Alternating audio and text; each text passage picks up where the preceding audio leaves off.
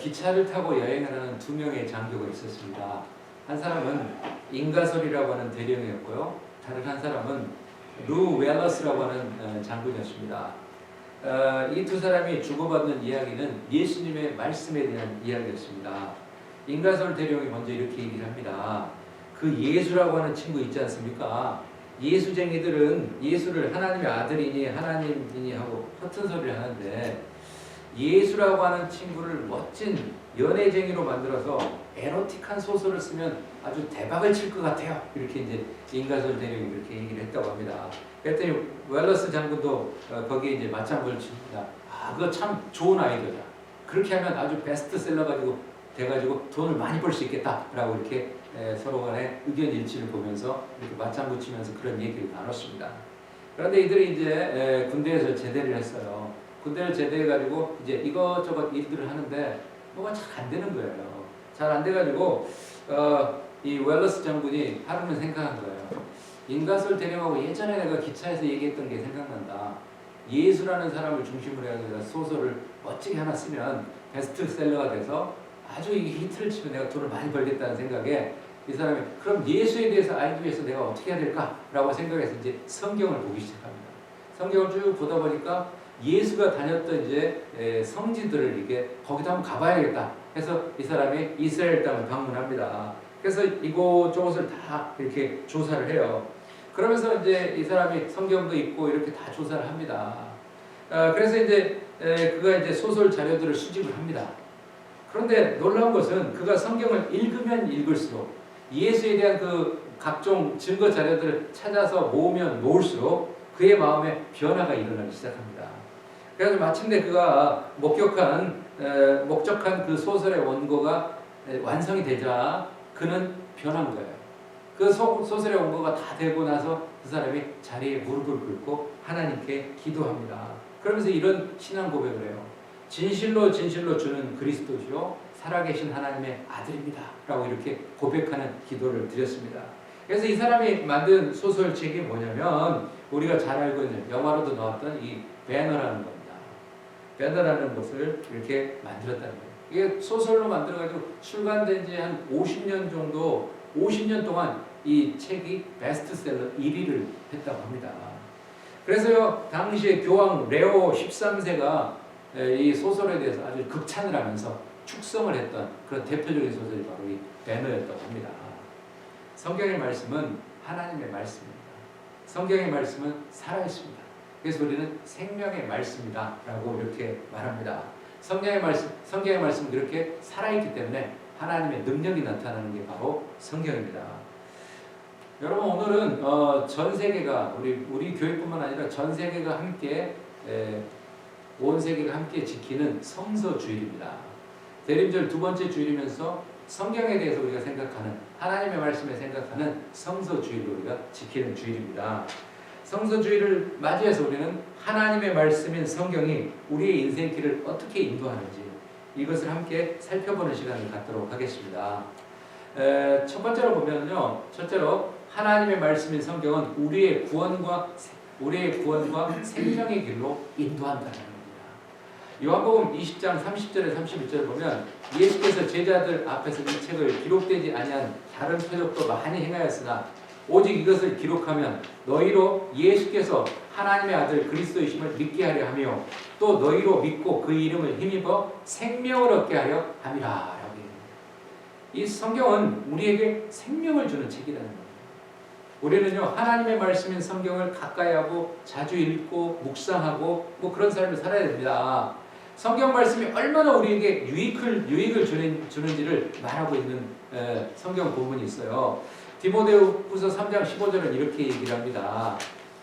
또 어려서부터 성경을 알았으니 성경은 능히 너로 하여금 그리스도 예수 안에 있는 믿음으로 말미암아 구원에 이르는 지혜가 있게 한다. 우리가 성경을 읽지 않고는 우리가 구원의 길을 안내받을 수도 없고요. 구원의 길에 이르도록 하지도 않는다는 거예요. 그래서 우리가 항상 이게 보통 이제 신학자들이나 목회자들이 항상 얘기하는 게 이럽니다. 우리가 신앙생활을 잘하려면 어떻게 되냐? 특히 이제 세 가지를 얘기하는 거죠. 하나님께 예배드릴 예배, 그 중요하죠. 그 다음에 우리가 기도 생활 중요해요. 또 하나 우리가 중요시 여기는 게 말씀을 보는 거예요. 그런데 말씀을 보지 않고 우리가 믿음이 난 좋아요 라고 하는데 그렇지 않습니다. 말씀을 통해서 우리가 믿음이 생기는 거예요. 그래서 말씀을 우리가 하나님의 말씀으로 받아들이고 그 말씀을 아멘으로 받아들이고 그걸 우리가 생활하고 그렇게 했을 때 말씀은 우리 안에서 능력을 나타내는 거라는 거죠. 베드로전서 2장 2절도 이렇게 얘기를 합니다. 갓난아이들 같이 순전하고 신령한 젖을 사모하라. 이는 그로 말미암아 너희로 구원에 이르도록 자라게 하려 함이라 라고 얘기합니다. 여러분 이 세상에 참 많은 책들이 있어요. 많은 책들이 있는데 이 세상에 많은 책과 학문들이 발달됐는데 모든 책과 학문은 우리에게 살아가는데 유익합니다. 그리고 좋은 정보를 줍니다. 그래서 책을 통해서 우리가 많은 것들을 얻는 거죠. 그러나 이 세상 책과 학문은 우리에게 그런 많은 유익한 걸 주지만 우리에게 구원과 영생의 길로 인도해 주거나 우리를 가르쳐 주지는 않는다는 겁니다. 이 세상에 우리 인간에게 구원과 영생의 길을 가르쳐 주는 책은 오직 성경이라는 거예요. 그러니까 하나님 말씀밖에 없다라는 거예요. 그래서 베드로 사도는 그렇게 얘기하죠. 주여 영생의 말씀이 계시오매 우리가 누구에게 가오리까? 라고 베드로는 그렇게 고백했던 것을 우리는 보게 됩니다. 여러분 이 세상에서요 아무리 공부를 많이 하고 많은 정보를 가지고 있을지라도 영생의 정보를 갖지 못한다면 실패한 인생입니다. 마태복음 16장 26절은 이렇게 얘기해요. 사람이 만일 온 천하를 얻고도 제 목숨을 잃으면 무엇이 유익하여 사람이 무엇을 주고 제 목숨과 바꾸겠느냐라고 이렇게 말하고 있습니다. 어떤 공부를 많이 하는 철학자가 있었다고 합니다. 근데 이 철학자가 이제 강을 건너야 되는데 나룻배가 있어서 나룻배를 탔습니다. 나룻배를 탔는데 이 사람은 공부를 많이 해가지고요. 나룻배를 타면서 사공에게 물어봅니다. 뱃사공님 혹시 철학을 공부했습니까? 라고 하니까 뱃사공이 얘기하는 거죠. 아니요. 그러자 이제 이 철학자는 얘기합니다. 그럼 당신 인생의 절반은 실패한 것과 마찬가지입니다. 그렇게 얘기해요. 그래서 이 사람 뻥한 거죠. 근데 또 하나 질문합니다. 철학자가 그럼 수학을 공부했습니까? 그러니까 아니요. 라고 얘기를 했어요. 그러면 당신의 인생의 나머지 절반도 실패한 겁니다. 라고 얘기를 했다는 거예요. 그런데 뭐 이 철학자는 자기가 지식이 많다는 걸 자랑하는 그런 부분도 있는 거죠. 그런데 조금 있다가 배가 이렇게 갑자기 이렇게 바람이 불어서 출렁거리다가 뒤집혀 버립니다. 그래서 모든 배 타고 있던 사람이 물속에 빠져가는 그런 상황이었어요. 철학자가 호적거리면서 당황해하자 뱃사공이 물어봅니다. 철학자님 수영을 배웠습니까? 라고 물어봤대요. 그랬더니 철학자가 얘기합니다. 아니요 라고 얘기했대요. 그랬더니 이 뱃사공이 얘기했다는 거예요. 그럼 당신은 이제 모든 인생을 실패한 거나 다름없습니다 라고 얘기했다는 거예요. 여러분 그렇습니다.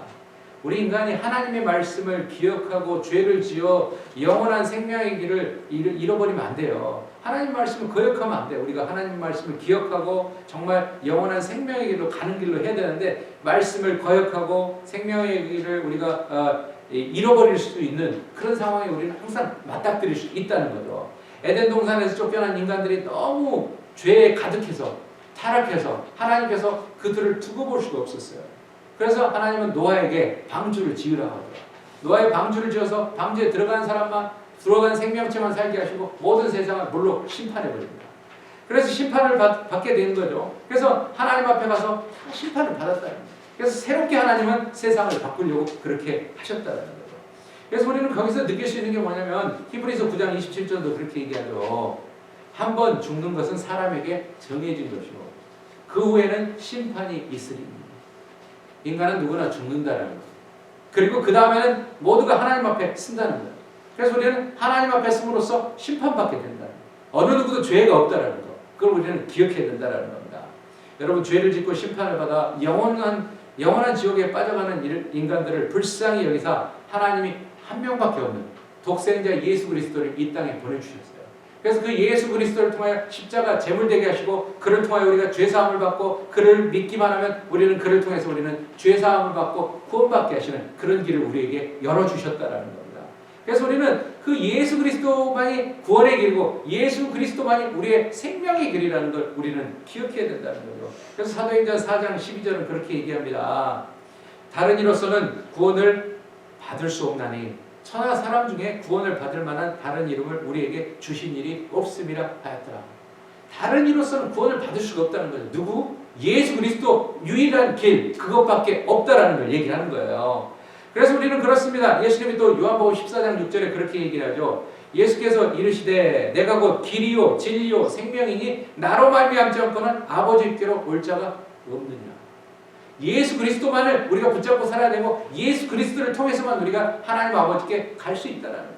여러분 성경만이 우리에게 예수님이 우리의 구원의 주님이시고 그 예수님을 통해서만 우리가 구원과 영생을 얻게 된다는 것을 기억하시는 여러분들 되시기 바랍니다.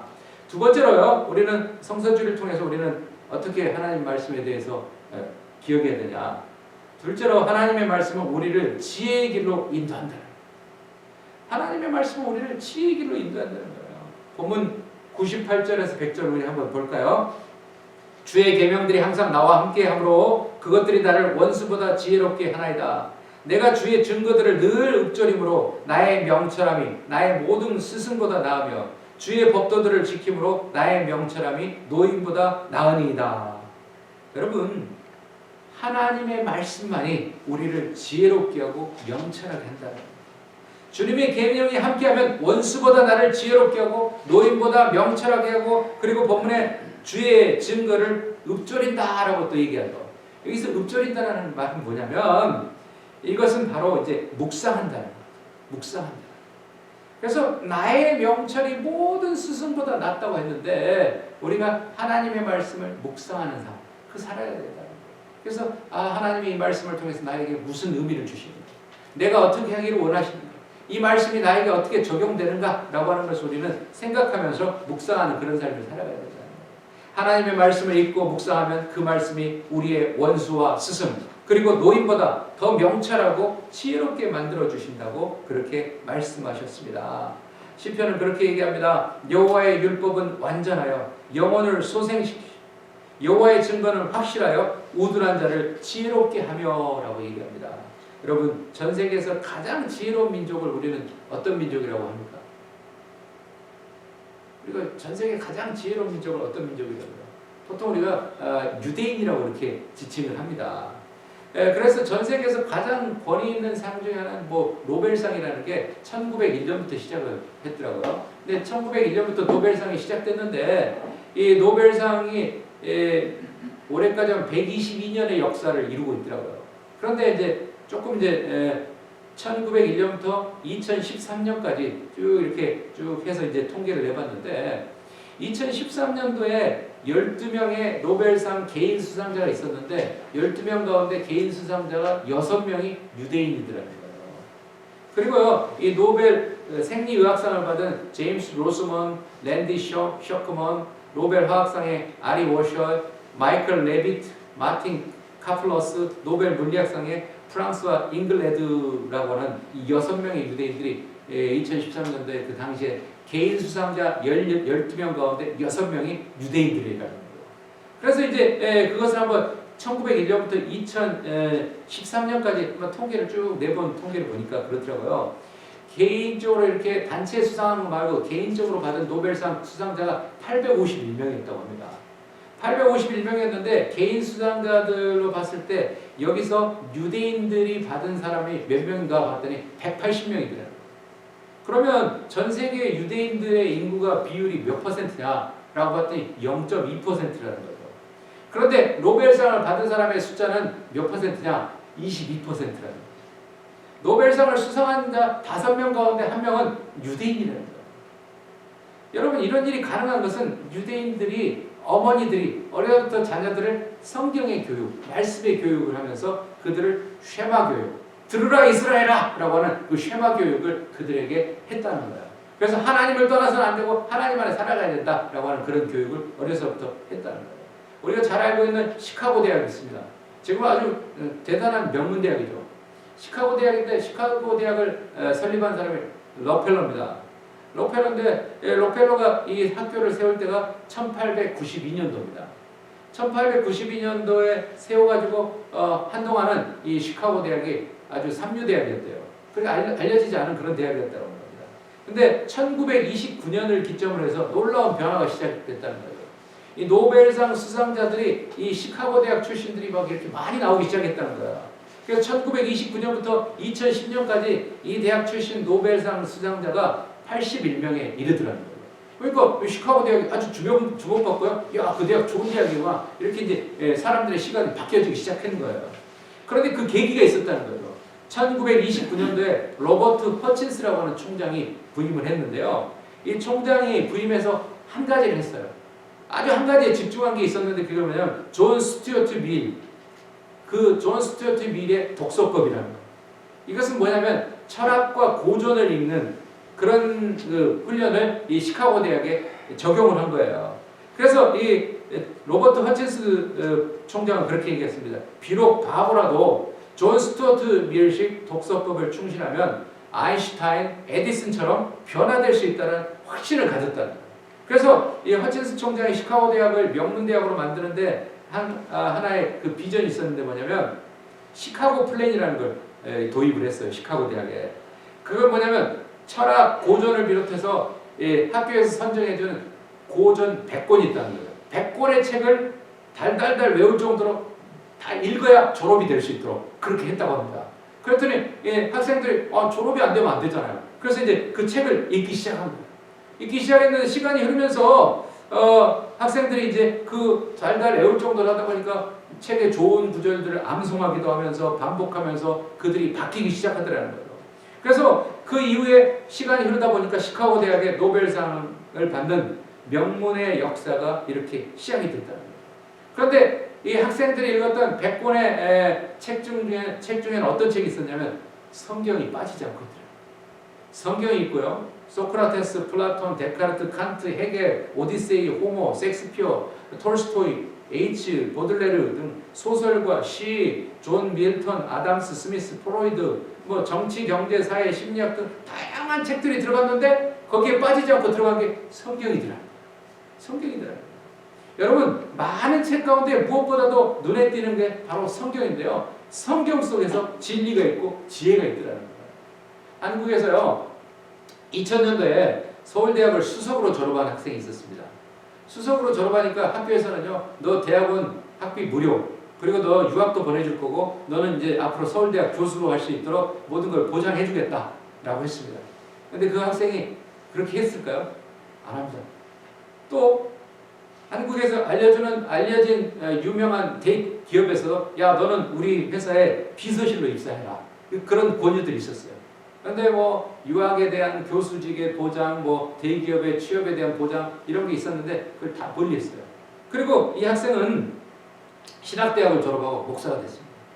그 사람이 바로 김동환 목사라는데 이 정도 되면 야, 이 사람은 보통 사람이 아니구나 라는 생각이 들 거예요. 근데 이 사람의 이제 가정사를 쭉 조사해 보니까 그의 가정은 지극히 평범했다는 거예요. 그는 원인 모를 병으로 고생하던 어머니로 인해서 집안이 너무 가난했대요. 가난해가지고 매우 우울한 유년기를 보냈다고 합니다. 그러나 어머니가 전도를 받고 예수를 믿고 나서요, 하나님의 능력으로 병고침을 받았다고 해요. 병고침을 받으니까 어머니가 어때요? 뜨거운 하나님의 믿음의 사람으로 된 거죠. 그래서 어머니는 그래요. 김동환 새벽기도 갔다 오면 아들 동환이의 머리 위에 손을 얹고 기도했다는 거죠. 하나님, 이 아들을 축복하시고 지혜롭게 하시고 이 아들이 장차 하나님의 말씀을 전하는 일꾼 되게 하세요. 그렇게 이제 기도를 계속했다고 합니다. 그런 축복 기도를 매일매일 받은 거예요. 그리고 이 어머니는 아들에게 야, 공부해라 라고 하는 말을 한 번도 안 했대요. 근데 어머니가 주로 하시는 말씀은 성경 읽어라, 성경 봐라, 뭐 그렇게 했다고 합니다. 그래서 이 성경을 안 보면 엄마가 밥도 안 주고요, 기도 안 하면 해초리를 드는 아주 신본주의적인 교육을 했다는 거예요. 그래서 시험 기간에도 예배 빠지면 절대 안 된다. 또 부흥회도 잘 참석해야 된다. 그래가지고 나중에 김동환 목사가 나중에 이제 간증을 했는데, 이 간증을 했는데 거기에 이제 그런 얘기예요. 하나님을 위해서 공부하겠다라고 뜻을 정했다. 그랬더니 하나님이 나를 서울대학에 수석 졸업하는 비결을 주셨다라고 이렇게 간증을 했다는 거예요. 여러분, 지혜의 근본이신 하나님의 말씀, 성경을 통해서 지혜를 얻게 된다는 걸 기억하시기 바랍니다. 야고보서 1장 5절은 그래요. 야고보서 1장 5절은 그렇게 얘기합니다. 너희 중에 누구든지 지혜가 부족하거든 모든 사람에게 후히 주시고 꾸짖지 아니하시는 하나님께 구하라. 그리하면 주시리라 라고 얘기합니다.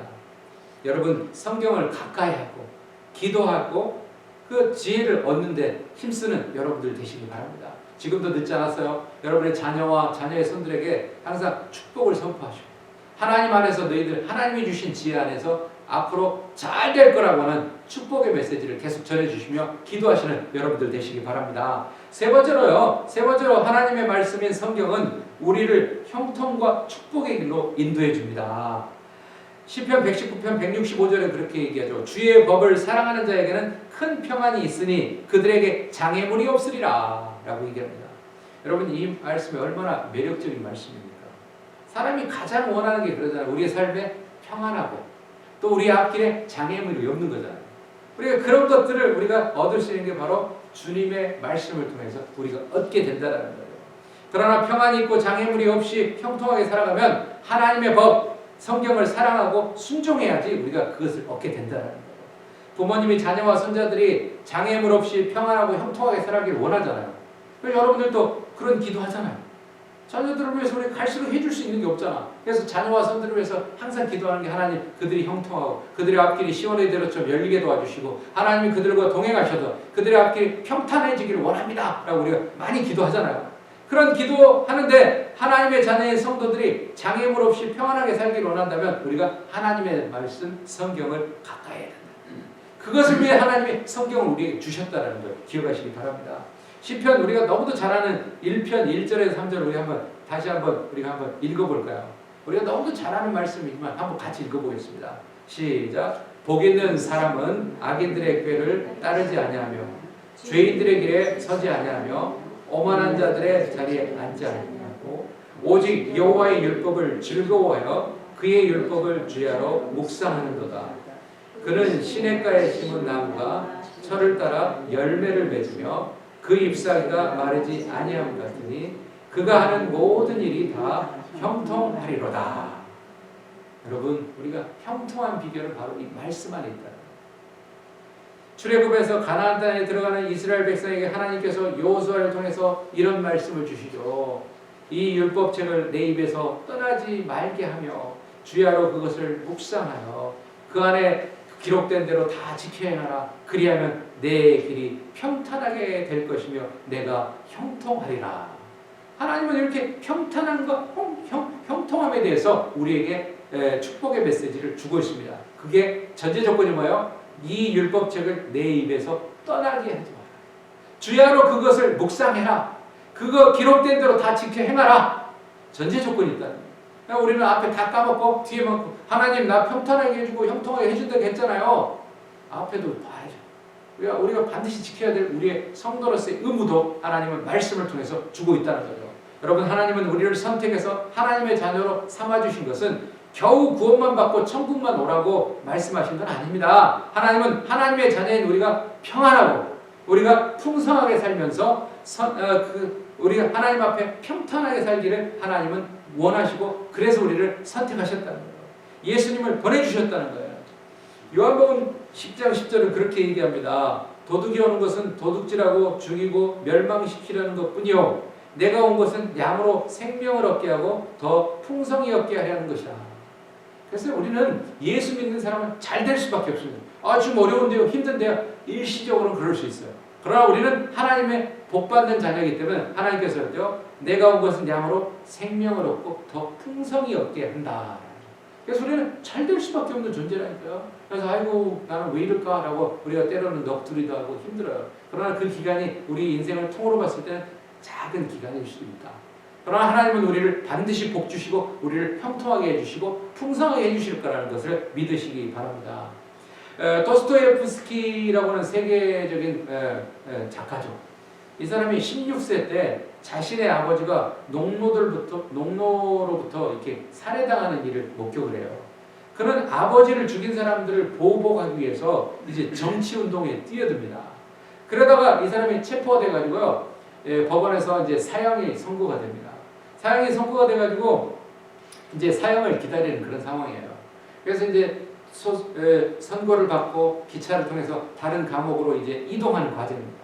근데 기차가 이제 어느 역에 잠시 멈췄어요. 그런데 멈춰 있는 가운데 어떤 여인이 이 도스토옙스키에게 하나님의 복음을 전해줬어요. 그 짧은 시간에 하나님의 복음을 전해주고 또 성경책을 줬어요. 그러면 이제 도스토옙스키가 하나님의 말씀을 받아들이고 또 이렇게 성경을 보기 시작하는 거예요. 그리고 나서 이제 이 짧은 시간에 이 여인으로부터 성경도 받고 말씀을 들었지만 감옥에 가서 성경을 읽기 시작합니다. 성경을 읽기 시작하는데 성경책 속에서 그는 하나님의 음성을 듣고 예수를 만나요. 예수를 만나고 그는 그럽니다. 누가 나에게 성경이 진리가 아니라고 증명한다 하더라도 나는 성경을 하나님 말씀으로 믿을 것이며 나는 차라리 이 세상을 떠나 예수님과 함께 있고 싶다라고 하는 그런 신앙의 고백을 합니다. 그래서 도스토옙스키가 이제 사형을 집행하려고 하는 그 이제 사형장에 갔습니다. 가는데 사형이 집행되기 한 5분 전에 갑작스럽게 러시아의 황제의 특별 사명으로 이게 살아나게 됩니다. 그래서요 그는 계속 성경을 읽고 책을 썼어요. 성경을 읽고 책을 쓰고 성경을 읽고 책을 쓰고 해서 완성한 책이 죄와 벌, 까라마초프의 형제들, 가난한 사람들, 백약 뭐 이런 책들을 기록한 사람이 바로 도스토옙스키라는 거예요. 세계 최대의 문학가로서 이런 풍성한 삶을 살 수 있었던 그 근거가 뭐냐? 바로 하나님을 알고 하나님의 말씀을 안에서 이런 영감을 얻고 이 좋은 작품들을 쓸 수 있었다는 거예요. 그의 작품을 읽다 보면 성경의 진리를 많이 인용한 것을 우리는 발견할 수 있습니다.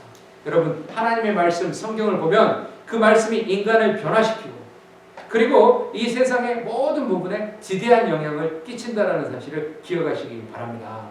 하나님을 믿고 성경을 읽는 유럽이나 미국이나 뭐 역사, 과학, 미술, 음악, 정치, 과학, 법률 이런 걸 다 보면 성경의 영향들을 직간접적으로 받았다. 직간접적으로 성경의 영향을 받았다는 거예요. 이스라엘 백성들을 애굽의 노예에서 구원해서 홍해 바다를 건너게 합니다. 그리고 그들이 제일 먼저 도착한 곳이 어디냐면 마라라는 곳이에요. 그들이 목이 말라요. 그래서 마라에서 물을 먹습니다. 물을 먹었더니 어때요? 물이 썼어요. 써서 먹지를 못해요. 그래서 사람들이 불평합니다. 그랬더니 모세가 하나님께 기도합니다. 하나님, 우리가 출애굽해가지고 이 마라라는 곳에 홍해도 건너서 가고 마라라는 곳에 왔는데 물이 너무 써서 먹을 수가 없습니다. 하나님, 이거 어떻게 해야 됩니까? 해결해 주세요. 라고 했더니 하나님이 한 나뭇가지를 지정합니다. 그래서 그 나뭇가지를 거기다 넣었더니 물이 달라졌다. 그러니까 맛있는 물로 이렇게 변해서 사람들이 그 물을 먹게 되었다는 거죠. 우리는 그래요. 하나님께 우리가 부르짖고 기도하면 하나님이 이런 문제들도 해결해 주시고 우리의 문제로 많은 헝클어지고 뒤죽박죽 되는 경우들이 간혹 있어요. 그것은 하나님의 말씀을 우리가 떠나 있는 경우가 대부분인 경우가 많습니다. 시편 107편 10절에서 11절은 그럽니다. 사람이 흑암과 사망의 그릇에 앉으며 곤고와 쇠사슬에 매임은 하나님의 말씀을 거역하며 지존자의 뜻을 멸시함이라 라고도 이렇게 얘기합니다. 또 하나 보면 성경 시편에 보면 그렇죠. 이에 그들이 그들의 고통 때문에 여호와께 부르짖으매 그가 그들의 고통에서 그들을 구원하시되 그가 그의 말씀을 보내어 그들을 고치시고 위험한 지경에서 건지시는도다 라고 얘기합니다. 여러분, 우리가요 예를 들어서 새로 나오는 최신 뭐 이렇게 휴대폰을 하나 구입했다고 하죠. 최신 휴대폰을 새로 사면 어때요? 내가 그동안 사용했던 거 최신 휴대폰은 다르잖아요. 기능부터 달라요. 달라가지고 이걸 어떻게 사용해야 되는가 우리가 막 고민을 하죠. 그런데 이것을 거의 100% 가장 잘 사용할 수 있는 방법은 사용 설명서라는 게 있잖아요. 사용 설명서를 보면 가장 잘 사용할 수 있어요. 그리고 최대한으로 그것을 최대치로 활용할 수가 있습니다. 왜냐하면 그 사용 설명서는 그 제품을 개발한 사람이 만들어 놓은 거기 때문에 거기에 따라 사용하면 최대한 잘 사용할 수 있는 거라는 거죠. 그래서 우리가 그 방법대로 하면 최대한 잘 사용할 수 있는 그런 방법인데 이와 마찬가지로 우리 인생도 그럽니다. 우리 인생을 지으신 하나님의 말씀을 읽고 성경 말씀대로 살아간다면 우리가 하나님 앞에 최고의 삶을 살게 된다는 거예요. 그래서 하나님의 말씀은 우리 앞길에 장애물이 없는 평안하고 형통한 길로 우리를 인도해주는 비결이 바로 하나님의 말씀이라는 겁니다. 이 하나님은 영원히 우리 하나님이시니 그가 우리를 죽을 때까지 인도하신다라고 이렇게 성경은 또 얘기합니다. 여러분, 한 권의 책이요 베스트셀러가 되려면 보통 약 한 5만 권 정도는 팔려야 베스트셀러에 들어간대요. 5만 권 정도. 그리고 조금 더 많이 팔리면 더 좋은 베스트셀러는 한 100만 권 이상 팔리면 아주 최고의 베스트셀러라고 이렇게 얘기를 한다고 합니다.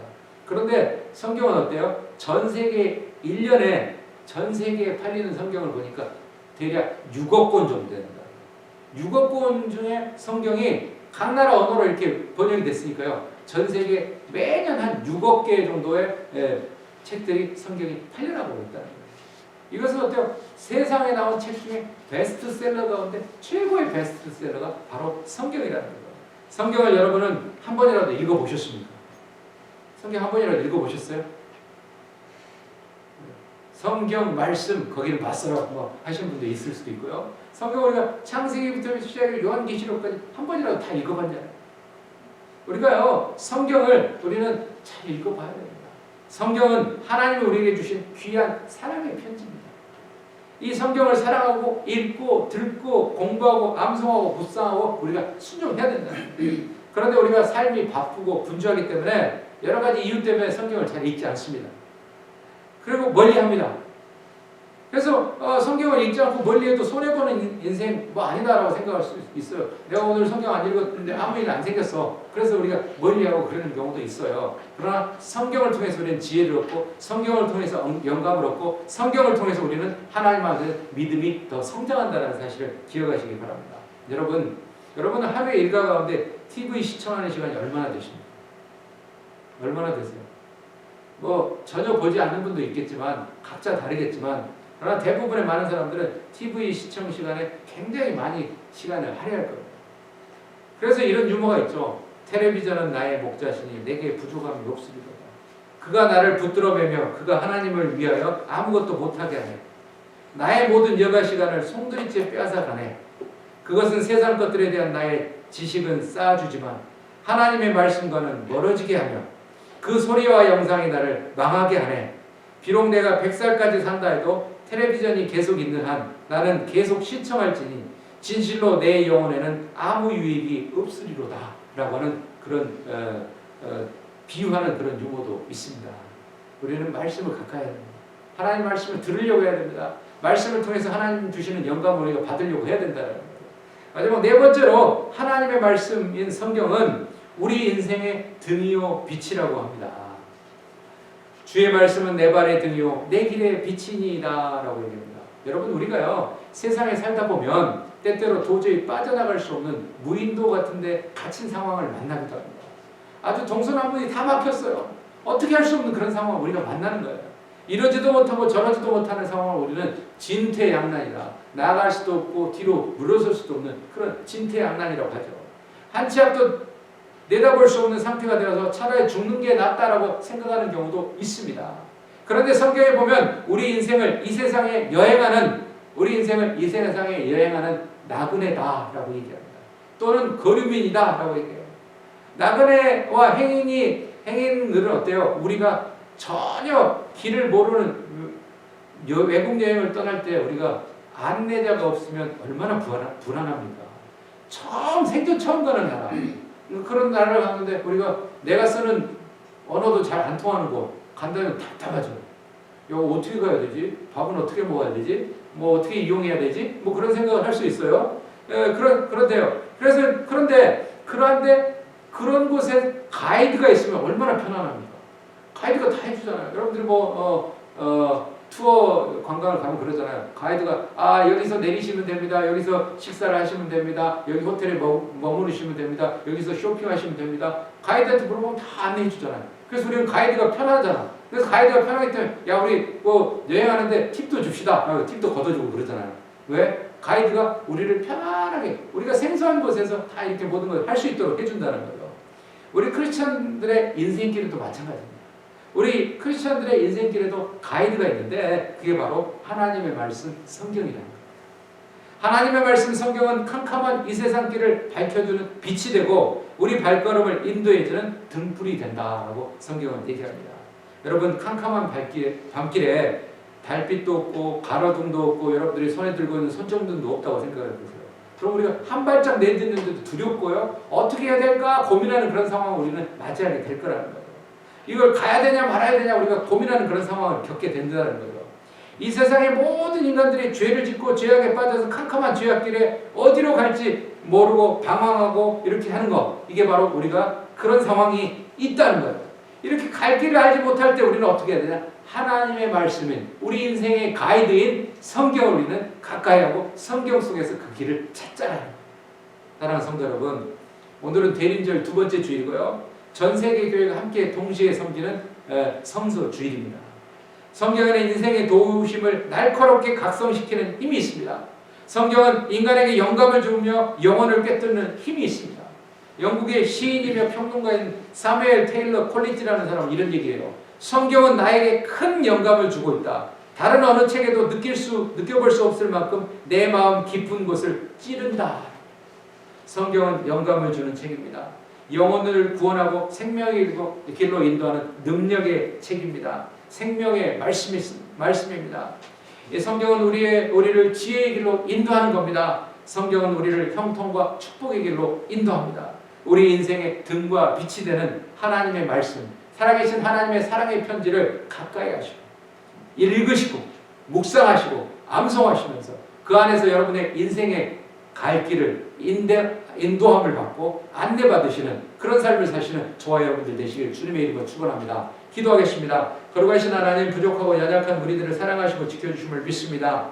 우리의 인생의 길이 되고 안내자가 되는 성경, 하나님, 우리 영혼을 구원하고 생명의 길로 인도하는 능력의 책, 생명의 말씀 성경을 우리가 더욱더 가까이 하고 성경 안에서 우리의 길을 안내받는 그런 축복된 삶을 살아가는 우리 모두가 되게 도와 주옵소서. 예수 그리스도의 이름 받들어 간절히 기도합니다. 아멘.